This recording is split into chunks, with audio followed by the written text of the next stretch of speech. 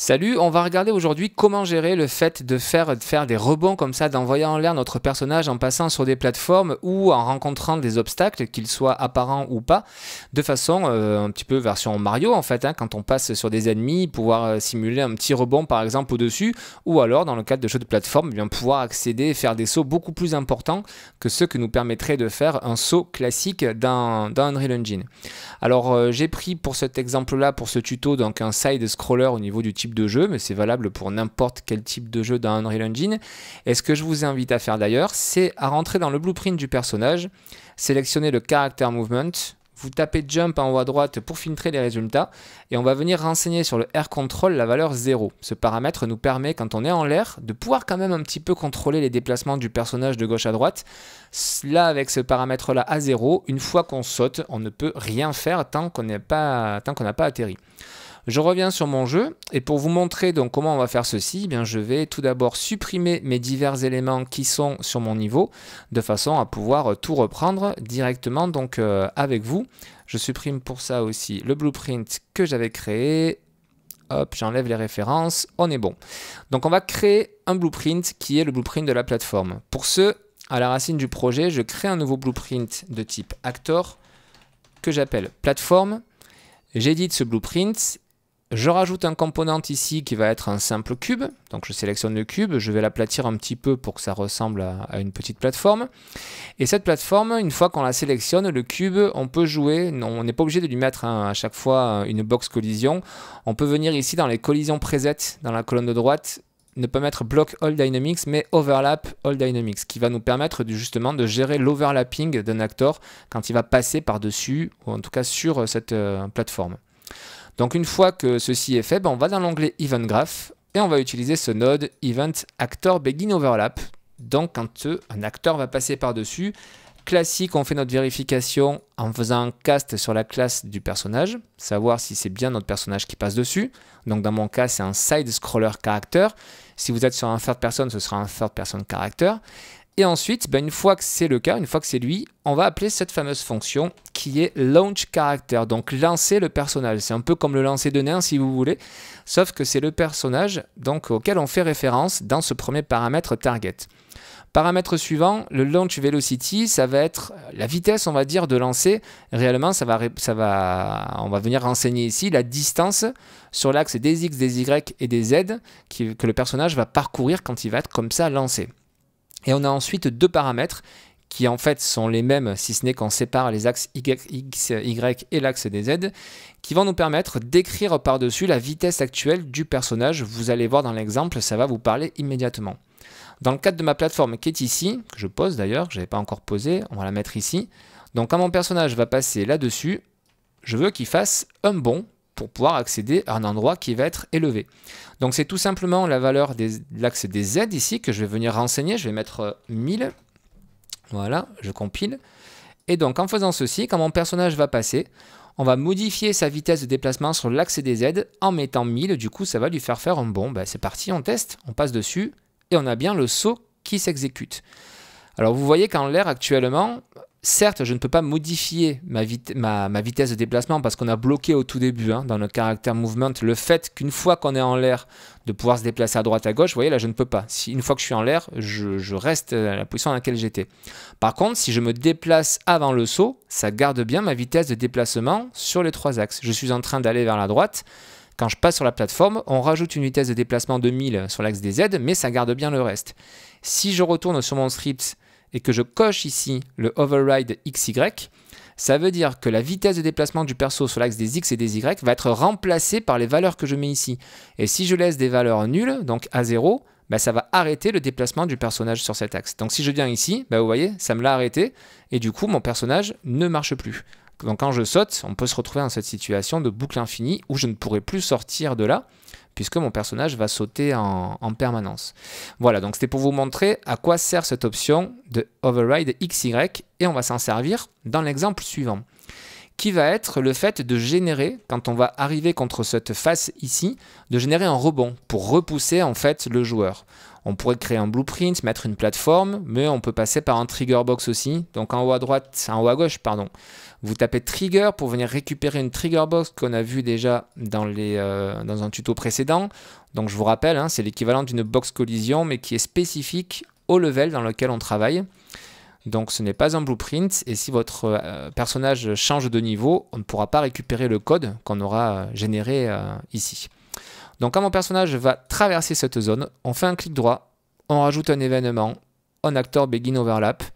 Ça nous ouvre donc ce node, je supprime l'ancien qui était juste au-dessus, que je n'avais pas supprimé. Donc bien un classique, hein, on fait une première vérification ici de l'acteur qui est en train de passer sur cette trigger box. Donc on fait un cast sur la classe de notre perso, le side scroller character. Et si c'est lui, eh bien on exécute notre même fonction launch character qui va nous permettre à nouveau de lui ajouter une vitesse de déplacement sur les 3 axes. On a dit ici que notre personnage, quand il va arriver là, on veut lui faire faire un bond en arrière. Vous voyez que notre axe c'est des Y qui part vers là-bas, hein, c'est l'axe vert. Donc pour aller dans l'autre sens, il va falloir qu'on mette une valeur négative sur l'axe des Y. Donc je reviens ici et je vais mettre, donc en X je ne modifie pas la valeur, en Y je vais mettre moins 1000 et je vais mettre, ou peut-être moins 500, ça suffira, et je vais mettre toujours 1000 en hauteur pour qu'il fasse bien un bond en arrière. Je compile, je sauvegarde et je teste tout de suite mon script. Je m'approche d'ici et vous voyez, ça me fait faire un bond. Par contre, on voit que je ne suis pas projeté en arrière. Pourquoi je ne suis pas projeté en arrière? Parce que quand je reviens ici, je n'ai pas mis un override de mon déplacement sur l'axe des X et des Y. Du coup, j'ai beau mettre un moins 500, donc un petit bond en arrière, étant donné que je me déplace à une valeur de 600 par défaut, quand je cours dans Unreal Engine vers la gauche, ben en fait ça écrase, si vous voulez, cette valeur-là. Si je coche ici, et c'est là tout l'intérêt de cette option, si je coche cette valeur, peu importe la valeur, la vitesse de déplacement que j'avais sur mes 2 axes, donc sur l'axe Y pour notre cas, ça la reset et ça va nous mettre une vitesse à moins 500. Et là, cette fois-ci, je vais bien avoir un rebond en arrière de mon personnage. Et là, on va vraiment pouvoir gérer comme ça un obstacle qu'il va vraiment falloir sauter pour pouvoir continuer donc au niveau de notre level. On va regarder maintenant notre exemple qui serait quand on appuie sur une touche de notre clavier, donc de pouvoir faire un bond conséquent à notre personnage de façon, voilà, à ce que ce soit un bonus en jeu ou je ne sais quoi. Et ça va être un petit peu plus complexe parce qu'il va falloir prendre en compte la direction du déplacement de notre personnage sur l'axe des Y. Faisons ceci tout de suite. Pour faire cela, on va dans le blueprint du perso qui est donc dans le dossier Content, Side Scroller BP, puis Blueprint et enfin Side Scroller Character. Peu importe votre projet, hein, vous allez dans le blueprint du personnage. Ce que l'on va faire, c'est qu'on va faire cet événement quand on va appuyer sur notre touche C. Donc je vais chercher l'événement C en faisant un clic droit. On pourrait passer par l'Axis Mappings ou l'Action Mappings, mais bon, on peut se contenter de ceci dans le cadre d'un tuto. Et quand je vais appuyer sur ma touche, je vais donc exécuter ma fonction Launch Character pour le lancer. Par contre, il va falloir qu'on travaille un petit peu entre l'exécution, hein, cet événement de ma touche C qui sera enfoncée, et ceci. Pourquoi?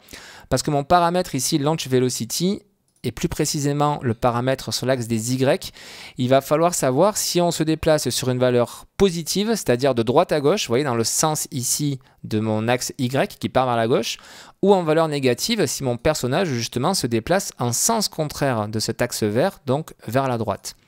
Pour analyser ceci, bien, il faut simplement qu'on fasse référence à la vitesse du personnage à l'instant T quand on appuie sur la touche à l'aide de la fonction getVelocity. On fait un clic droit et split struct pin de façon à avoir accès à chacun des paramètres individuellement de la vitesse du perso, sur l'axe des X, sur l'axe des Y et l'axe des Z. Dans le cadre de mon projet, on se déplace uniquement de gauche à droite, donc sur l'axe des Y, et uniquement de haut bas, pardon, comme ceci, sur l'axe des Z. L'axe des X, on ne peut pas se déplacer. C'est un side scroller, donc on n'a pas la possibilité de faire ceci. Ce qui veut dire que dans mon script, la valeur X, on s'en servira jamais. Donc on ne s'en servira pas ici, et là, elle restera à 0. L'axe des Y, par contre, comme on vient de le voir, hein, c'est mon déplacement gauche-droite, c'est lui qui nous intéresse. Donc lui, par contre, on va beaucoup y travailler dessus. Je vous propose tout de suite de faire un clic droit et on va faire Promote to Variable. On va le passer en variable, étant donné qu'on va avoir à l'utiliser un petit peu plus loin dans le script pour que tout soit clair. On sélectionne ce node-là et on va renommer dans la colonne de droite notre valeur, notre nom de variable que je vais appeler valeur y et je vais supprimer le petit exemple que j'ai fait précédemment. Voilà. Donc on nomme cette variable valeur y et le set, on vient le positionner ici entre notre événement de C et le launch character.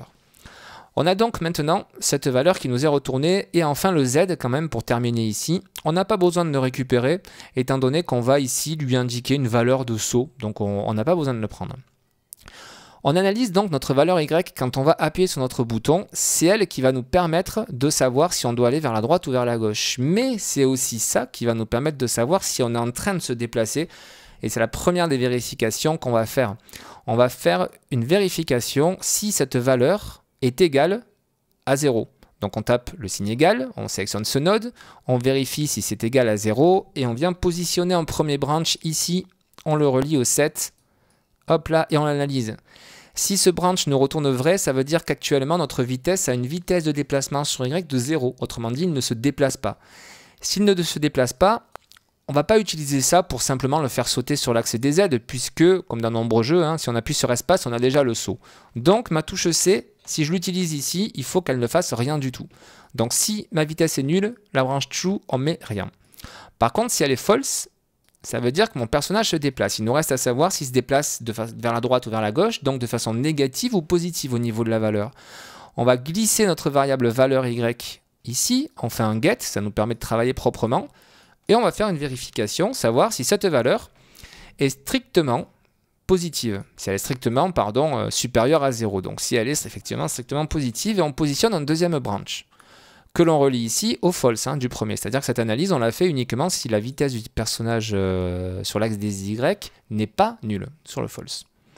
Donc deuxième vérification, ma vitesse, si elle est positive. Si elle est positive, eh bien, on va tout simplement lui rajouter une valeur positive ici dans ma fonction launch character. Donc si ceci est vrai, si ma vitesse est positive, on exécute la fonction. Le target, on est dans le blueprint du perso, c'est bien référence à lui-même, pas de souci. Axe des X, on ne touche pas. Axe des Y, on va lui faire un bond de 500. Et toujours, on va garder une valeur de 1000 sur l'axe des Z pour qu'il fasse un joli saut.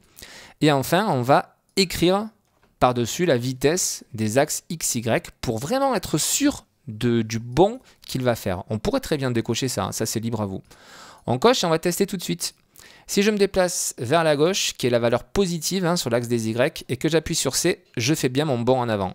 Si je me déplace vers la droite et que j'appuie sur C, il ne se passe rien, et c'est normal, c'est le dernier cas que l'on va étudier tout de suite, ce sera ce cas-là. C'est-à-dire que ma vitesse de déplacement sur l'axe des Y, elle n'est pas nulle, et elle n'est pas non plus positive. Donc automatiquement, on n'a pas besoin de vérifier, de reprendre ça, vérifier qu'elle soit strictement inférieure à 0. Elle l'est automatiquement. Donc on va tout simplement, depuis le false, répéter notre fonction launch character ici, relier nos pins d'exécution, et au lieu de mettre une valeur positive, eh bien, on va mettre une valeur négative sur notre axe des Y. Et cette fois-ci, notre script il va parfaitement fonctionner dans un sens ou dans l'autre. Si je vais vers la gauche et j'appuie sur C, je vais bien vers la gauche pour mon saut. Et inversement, j'appuie sur C, je vais bien vers la droite. Pour vous montrer que ceci fonctionne très bien, ça peut être utile dans le cadre de vos jeux, on va s'amuser à inverser, c'est-à-dire qu'on va mettre une valeur négative dans ce cas et positive dans le précédent. Donc ça va inverser. Quand on va se déplacer vers la gauche et qu'on va appuyer, ça va nous faire un saut contraire. Vous voyez, hop, un rebond en arrière. Et du coup, je rentre dans ma boucle infinie. Si inversement je vais vers la droite et que j'appuie sur ma touche C, ça me fait faire un bond en arrière. Donc voilà, ça c'était pour vous montrer qu'on peut jouer facilement comme ceci avec la vitesse de déplacement du personnage pour pouvoir paramétrer des bonds donc différents. Pour vos jeux, ça peut être super utile. Vous me dites en commentaire si tout ça vous a apporté quelque chose. N'hésitez pas, si vous faites vos petits jeux comme ça dans votre coin, à les partager également, parce qu'avec ces fonctions-là, on peut faire des choses qui sont très sympas. Un pouce bleu, je vous dis à demain pour la prochaine vidéo. Ciao!